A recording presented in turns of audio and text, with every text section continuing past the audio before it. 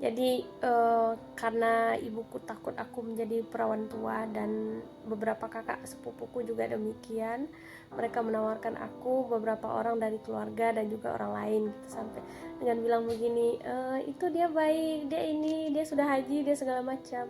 Dalam hati aku kayak gini, ya udah gitu, bukan buat aku gitu.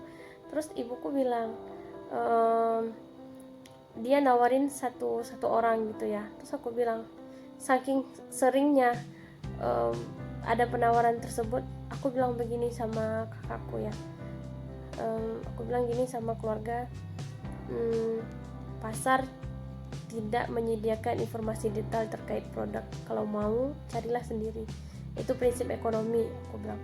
Terus mereka bingung dong, maksudnya apa? Sebaik-baik apapun produk di pasar, apapun yang kalian tawarkan, itu tidak menjamin kualitas. Kalau aku mau cari tahu, aku harus cari sendiri, dan aku memilih untuk tidak gitu. Terus mereka kaget dong, kenapa kamu pilih-pilih? Aku bocorin dong apa yang aku tahu tentang orang-orang yang mereka kasih tahu ke aku gitu kan. Sampai ibuku bilang, loh kok kamu tahu dia ini, kok kamu tahu dia itu, kok kamu tahu dia ini. Masalah itu bukan itu sih, sebenarnya aku tuh tahu banyak orang gitu ya, entah kenal di organisasi, entah kenal nanti di mana gitu ya.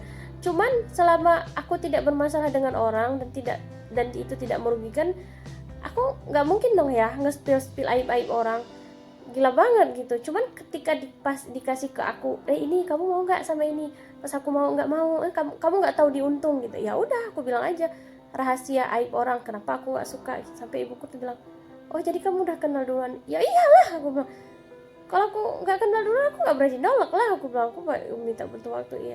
Ya udah, akhirnya ya mereka nyerah sih sebenarnya. Tapi menurutku ya, walaupun sekarang udah tren-tren kayak aku nggak mau, aku pengennya diurusin, aku tetap nggak mau diurusin. Karena beberapa kali ternyata ketika dari awal orang-orang mencoba mengurusin aku, kayaknya mereka hanya mengurusin hasrat mereka, bukan mengurusin hasrat aku gitu.